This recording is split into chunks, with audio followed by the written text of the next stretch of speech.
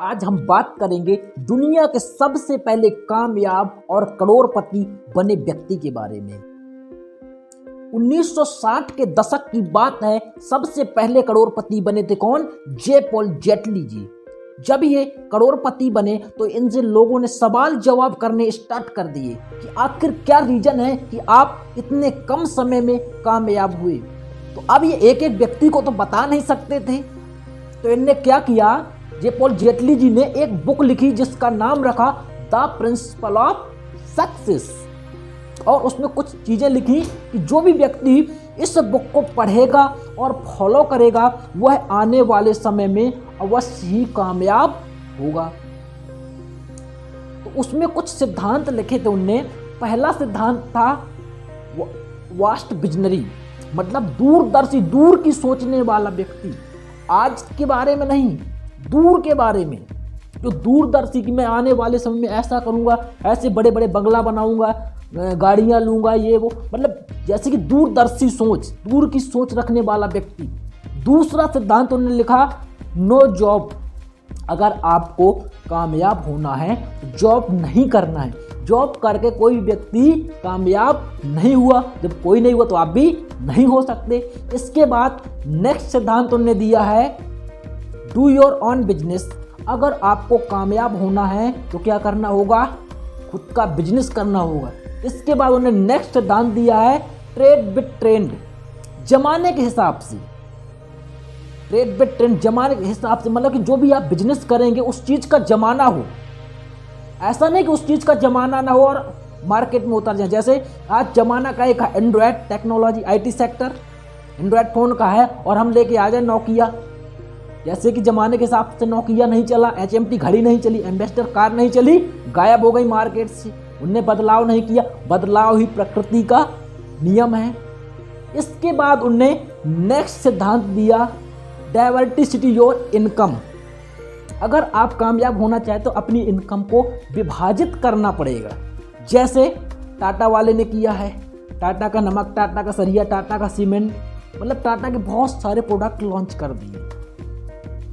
अगर उनके पास एक दुकान है, मान लो बाय द कोई प्रॉब्लम आती है, बंद हो गई, इनकम जीरो। अगर मान लो उनके पास 100 दुकानें हैं तो एक दुकान से अगर 10-10 परसेंट भी आ रहा है तो कितने परसेंट हो गया? आप अंदाजा भी नहीं लगा। एक परसेंट भी लगाओ तब भी 100%। दो चार दुकानें 10, 20, 30, 40, 50 दुकान बंद भी रहेंगी तब भी उनकी इनकम बंद होने वाली नहीं, अर्थात आपकी इनकम बंद होने वाली नहीं, पैसा आता ही रहेगा। इसके बाद उन्होंने नेक्स्ट सिद्धांत दिया हेल्प अदर। अगर आपको कामयाब होना है तो क्या करना पड़ेगा? हेल्प करनी पड़ेगी, लोगों की सहायता करनी पड़ेगी। कहा गया कर भला सो हो भला। और इन सिद्धांतों को बहुत सारे लोगों ने पढ़ा और अपनी लाइफ में फॉलो किया और कामयाब हुए। जो सबसे पहले व्यक्ति थे इस बुक को पढ़ने के बाद कामयाब हुए थे रे क्रॉक।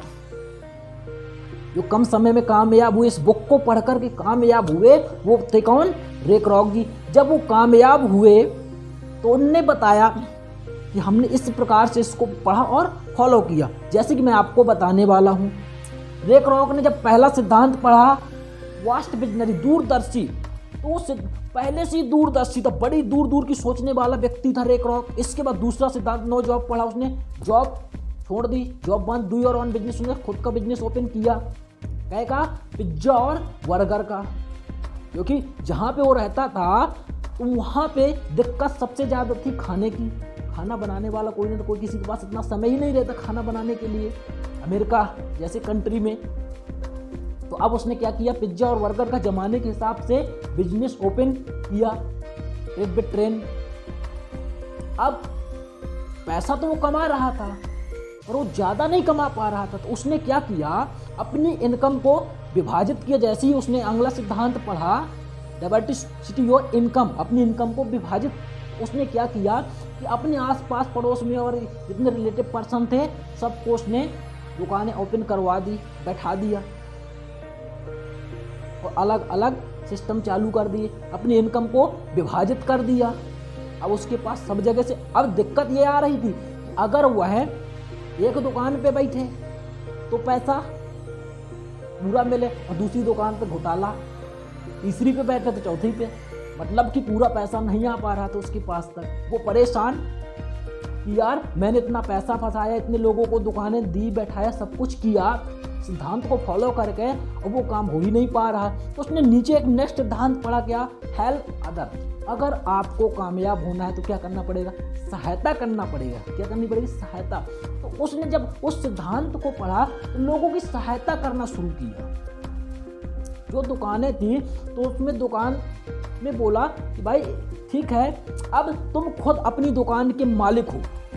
क्या? अपनी दुकान के तुम खुद मालिक हो, तुम मेरे को परसेंटेज बेस पे दोगे।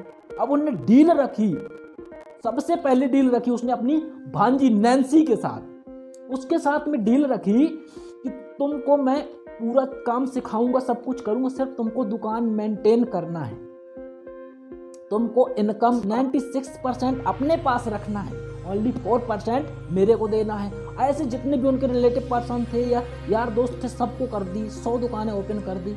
अब जब लोगों को पता चला कि इस प्रकार से किया तो लोग परेशान, यार ये रेक रॉक पागल हो गया है, ये डील 50-50 की रख सकता था, 40-60 की रख सकता था, 30-70 की रख सकता था, पर इसने 96/4 की ही क्यों रखी?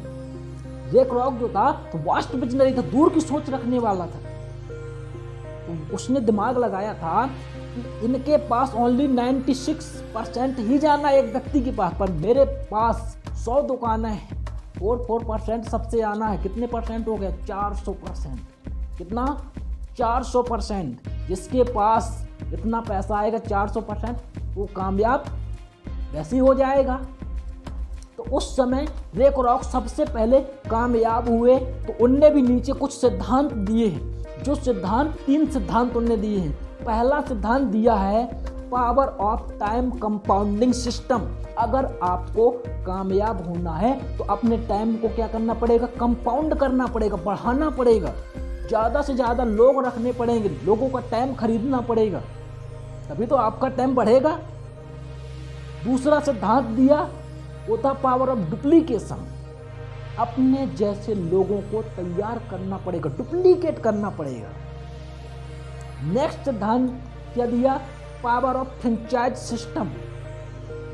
अपने संस्थाओं को डिस्ट्रीब्यूट करना पड़ेगा, दूर दूर रखना पड़ेगा। जैसे बहुत सारी जितनी भी कंपनी है, बड़ी बड़ी कंपनियां, वो क्या करती है? फ्रेंचाइजी प्रोवाइड करती हैं। फ्रेंचाइज सिस्टम मतलब कि चैनल पार्टनर बनाती हैं, कुछ परसेंट के शेयर होल्डर, जहाँ से उनको पैसा आता रहता है, कुछ परसेंट इनकम का काम कोई कर रहा है, मैनेज कोई कर रहा है, पैसा कोई लगा रहा है, वो तो सिर्फ ब्रांड बेच रहे हैं। ब्रांड फ्रेंचाइज सिस्टम, जैसे जगह जगह पे, जैसे मुकेश अंबानी जी ने जियो की फ्रेंचाइजी सब जगह डिस्ट्रीब्यूट कर दी है ना। तो इसी प्रकार से फ्रेंचाइज सिस्टम, ये 3 सिद्धांत है। जो भी व्यक्ति इन सिद्धांतों को फॉलो करेगा अपनी लाइफ में, वो आने वाले समय में अवश्य ही कामयाब होगा। और आज बहुत सारे लोग इन सिद्धांतों को फॉलो कर रहे हैं और कामयाब हैं, और आप भी करिए, आप भी कामयाब होंगे।